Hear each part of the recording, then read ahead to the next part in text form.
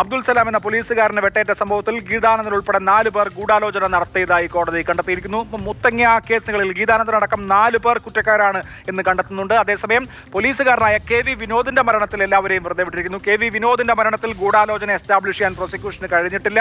കൊലപാതകം നടത്തിയ പ്രതി ജീവിച്ചിരിപ്പില്ല എന്നുള്ള കാര്യം കൂടി കോടതി വ്യക്തമാക്കുന്നു. അതുകൊണ്ട് കൊലപാതകം നടത്തിയ ആൾ ഇപ്പോൾ ജീവിച്ചിരിക്കാത്തതിനാൽ അവിടെ ശിക്ഷയുടെ കാര്യം വരുന്നില്ല. അതേസമയം മറ്റ് കേസുകളിൽ മുത്തങ്ങയുമായി ബന്ധപ്പെട്ട മറ്റ് കേസുകൾ കൂടി ഉണ്ട്. അതിൽ അബ്ദുൽ സലാം വധശ്രമ കേസിൽ ഗൂഢാലോചന തെളിഞ്ഞിരിക്കുന്നു. അബ്ദുൽ സലാം വധശ്രമ കേസിൽ ഗീതാനന്ദൻ ഉൾപ്പെടെ 4 പേർ കുറ്റക്കാരാണ് എന്നാണ് കോടതി കണ്ടെത്തിയിരിക്കുന്നത്. അതായത് വിനോദ് വധക്കേസിൽ എല്ലാ പ്രതികളെയും വെറുതെ വിട്ടിരിക്കുന്നു. വിനോദ് വധക്കേസിൽ ഗൂഢാലോചന തെളിയിക്കാൻ കഴിഞ്ഞിട്ടില്ല.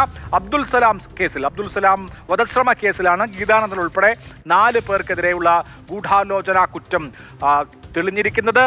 വളരെ വളരെ കോളിളക്കം സൃഷ്ടിച്ച സംഭവമാണ്. AK ആന്റണി സർക്കാരിന്റെ കാലത്തെ ഏറ്റവും വലിയ കോളിളക്കം സൃഷ്ടിച്ച സംഭവമാണ് മുത്തങ്ങ സംഭവം. ആദിവാസി ഗോത്ര മഹാസഭാ പ്രവർത്തകരെ മുത്തങ്ങ വനമേഖലയിൽ നിന്ന് ഒഴിപ്പിക്കാൻ നടത്തിയ പോലീസ് ഓപ്പറേഷൻ AK ആന്റണിക്ക് വലിയ വിമർശനങ്ങൾ വാങ്ങിക്കൊടുത്ത സംഭവമായിരുന്നു. ആ സംഭവത്തിൽ പോലീസുകാരൻ ഈ ഓപ്പറേഷനിടെ കൊല്ലപ്പെടുകയും ചെയ്തിരുന്നു. ഒരു ആദിവാസി ഗോത്ര മഹാസഭാ നേതാവും കൊല്ലപ്പെട്ടു, ജോഗി കൊല്ലപ്പെട്ടു. മുത്തങ്ങ കേസിൽ ഇപ്പോൾ KV വിനോദ് കൊല്ലപ്പെട്ട സംഭവത്തിൽ എല്ലാ പ്രതികളെയും വെറുതെ വിട്ടിരിക്കുന്നു. 35 പ്രതികളെയും വെറുതെ വിട്ടിരിക്കുന്നു എന്നുള്ളതാണ് KV വിനോദ് സംഭവത്തിൽ ഏറ്റവും പ്രധാനപ്പെട്ട അപ്ഡേറ്റ്. മുഴുവൻ പ്രതികളെയും ആ കേസിൽ വെറുതെ വിട്ടിരിക്കുന്നു എന്നുള്ളതാണ്. അതേസമയം പോലീസുകാരനായ അബ്ദുൽ സലാമിനെ വെട്ടിയ കേസിൽ അബ്ദുൽ സലാം വധഗൂഢാലോചന കേസിൽ ഗീതാനന്ദൻ ഉൾപ്പെടെ 4 പേർ ഗൂഢാലോചന നടത്തിയതായി കോടതി കണ്ടെത്തിയിരിക്കുന്നു. ഗീതാനന്ദൻ വധശ്രമ കേസിൽ കുറ്റക്കാരനാണ് എന്ന് കണ്ടെത്തിയിരിക്കുകയാണ്. വളരെ പ്രധാനപ്പെട്ട വാർത്ത. CK വിജയൻ വിവരങ്ങളുമായി. വിജയൻ, KV വിനോദ് കൊല്ലപ്പെട്ട കേസിൽ മുഴുവൻ പ്രതികളെയും വെറുതെ വിട്ടിരിക്കുന്നു. അതേസമയം മറ്റൊരു കേസിൽ അബ്ദുൽ സലാം വധശ്രമ കേസിൽ ഗീതാനന്ദൻ ഉൾപ്പെടെ 4 പേർ കുറ്റക്കാരനാണ് എന്ന് കണ്ടെത്തുകയും ചെയ്തിരിക്കുന്നു. എന്തൊക്കെയാണ് വിശദാംശങ്ങൾ?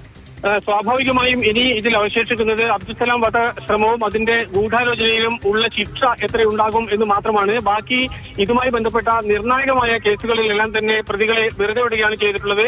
അതിൽ ഏറ്റവും പ്രധാനപ്പെട്ട കാര്യം എന്ന് പറയുന്നത് KV വിനോദ് എന്ന പോലീസുകാരൻ കൊല്ലപ്പെട്ടതാണ്. ആ കേസിലെ ഗൂഢാലോചന നിലനിൽക്കുന്നില്ല.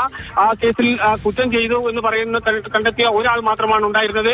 അയാളാണെങ്കിൽ ഇപ്പോൾ ജീവിച്ചിരിക്കുന്നില്ല. അതുകൊണ്ട് തന്നെ അതിന്റെ ശിക്ഷയുമായി ബന്ധപ്പെട്ട കാര്യങ്ങൾ ഇനി അതിൽ അവശേഷിക്കുന്നില്ല. പകരം അബ്ദുൽസലാം വധശ്രമവും അതോടൊപ്പം തന്നെ അതിന്റെ ഗൂഢാലോചനയും നടന്നിട്ടുണ്ട്. അത് തെളിഞ്ഞിട്ടുണ്ട്. അത് ഗീതാനന്ദൻ ഉൾപ്പെടെയുള്ള ആൾക്കാർ പ്രതിയാണ് എന്ന് മനസ്സിലാവുകയും ചെയ്തിട്ടുണ്ട്, തെളിയുകയും ചെയ്തിട്ടുണ്ട്. അതിനുള്ള ശിക്ഷ ഉണ്ടാകും. പൊതുവിൽ ഈ കേസിൽ, മുത്തങ്ങ കേസിൽ ഒരുപക്ഷെ പോലീസോ അല്ലെങ്കിൽ പ്രോസിക്യൂഷനോ CBIയോ പ്രതീക്ഷിച്ചതുപോലുള്ള ഒരു ശിക്ഷാവിധി ഉണ്ടായിട്ടില്ല എന്ന് തന്നെ പറയേണ്ടിയിരിക്കുന്നു. ആദ്യം മുതൽ തന്നെ ആ കേസുമായി ബന്ധപ്പെട്ട് സാക്ഷികളില്ല എന്നതിന്റെ പ്രധാനപ്പെട്ട ഒരു പ്രശ്നമുണ്ട്. മറ്റേ പൊതുസമൂഹമാകെ വലിയ രാഷ്ട്രീയ വിഷയമായി ചർച്ച ചെയ്യപ്പെട്ടതും ആദിവാസികളുടെ ഭൂമി വിഷയമായി വളരെയേറെ ആഴത്തിൽ പരിശോധിക്കപ്പെടുകയും ഒക്കെ ചെയ്തതാണ്. മാത്രമല്ല ഇതോടൊപ്പം തന്നെ ജോഗി എന്ന ആദിവാസി കൊല്ലപ്പെട്ടതുമുണ്ട്. ആ കേസുകളെല്ലാം തന്നെ വരുമ്പോൾ ഇതിനകത്തുള്ള ഒരു നീതി എന്ന് പറഞ്ഞ് പൊതുനീതി എന്ന് പറയുന്നത് വലിയ രീതിയിൽ ചർച്ച ചെയ്യപ്പെട്ടതാണ്.